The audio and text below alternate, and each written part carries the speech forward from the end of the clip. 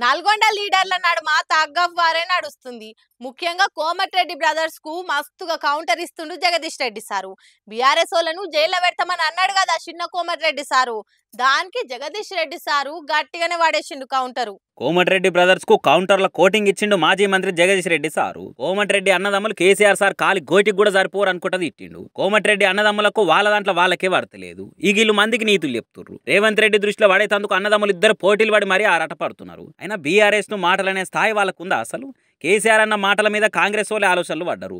Brothers ఇద్దరికి దమాక్ సర్కాయించినట్టున్నది. అసలు ఉమ్మడి నల్గొండ వెనుకబడేతందుకు కారణమే ఆ లేలువాడి. జిల్లాకు శని లెక్క దాపురిచ్చిరు ఇద్దరు అని మస్తుగా మధ్యలో ధర వేసుకున్నట్టే వేసుకున్నాడు సారు. మమ్మల్ని జైలుకు వంపుడు కాదు, జనం సొమ్ము దోసుక తిన్నందుకు ఎప్పటికైనా జైలుకు పోయేది కోమటిరెడ్డి బ్రదర్సే అని మస్తుగా అరుచుకున్నాడు. ఇట్లా అడు తెలంగాణ ద్రోహి లగడపడినట్టు టీఆర్ఎస్ పార్టీ కార్యకర్తను కారు మీదకి ఎక్కించి ఖాళీ రగొట్టి చేస్తే మా కార్యకర్తలు ఆఫీస్ మీద దాడి చేసిన దాంట్లో ఆ కేసు నేను వేసుకొని చేయలేదు.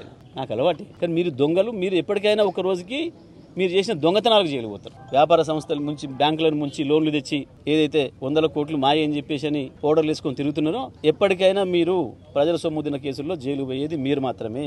వాడు అంటున్నాడు దిక్కు 20,000 కోట్లు తీసుకొని మమ్మల్ని మోసం చేసిపోయింది మీ సంగతి చెప్తాను అంటున్నాడు. వాళ్ళు కూడా మోసగాళ్ళు మీరు కాబట్టి 420లో మీరు పోతారు. ప్రజల కొరకు నేను పోవడానికి సిద్ధంగా ఉన్నా. ఇక ఆస్తుల గురించి మాట్లాడుతున్నారు, ఇది నవ్వుకుంటారు జనం. మా ఊరికి వెళ్ళండి, నా మూలాలు తీసుకోండి.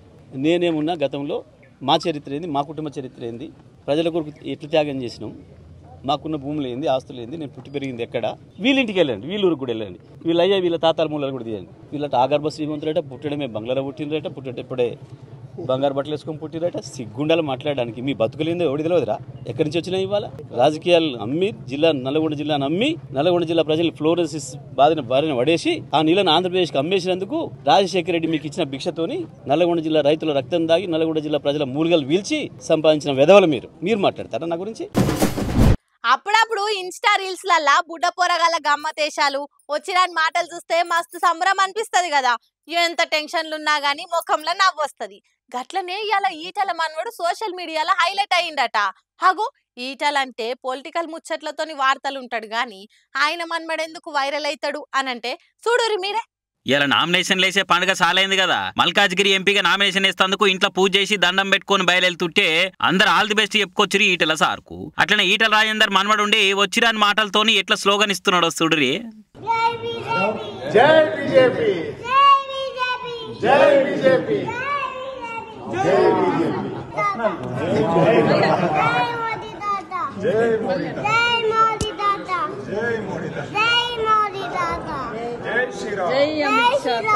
జై మోడీ తాత, జై బీజేపీ, జై ఈటల అనుకుంటే ఎంత ముద్దుగా అంటున్నాడో పోరాడు. ఇట్లా శిల్క పలుకు లెక్క మాట్లాడే వరకరా పార్టీలతో సంబంధం లేకుండా ప్రతి ఒక్కరు ఈ వీడియో చూసి మూరో పట్టిరు. పొరగాడు ఇప్పుడు ఎంత హుషారున్నాడు రో అని అనుకుంటే కామెంట్లు చేయబట్టిరు. కానీ ఏ మాట కామాటే. ఇంట్లో వేసుంటే చిన్న చిన్న పిల్లలు ఉంటే బయట ఎన్ని పంచాదులు రపరపలు పీకర్లు ఉన్నా గానీ గన్మలు అడుగు పెట్టంగానే వాళ్ళని చూసి అలా మాటలేని అన్ని మర్చిపోయి ఖుషి అయిపోతాం కదా. అట్లుంటది మరి పిల్లలతోని. ఎందుకైనా మంచి జర జమున మేడము పోరానికి జీడి గింజలతో దిష్టి తీసేరి. జై బీజేపీ, జై బీజేపీ, జై బీజేపీ, జై మోడీ తాత, జై మోడీ తాత, జై శ్రీరామ్, జై శ్రీరామ్.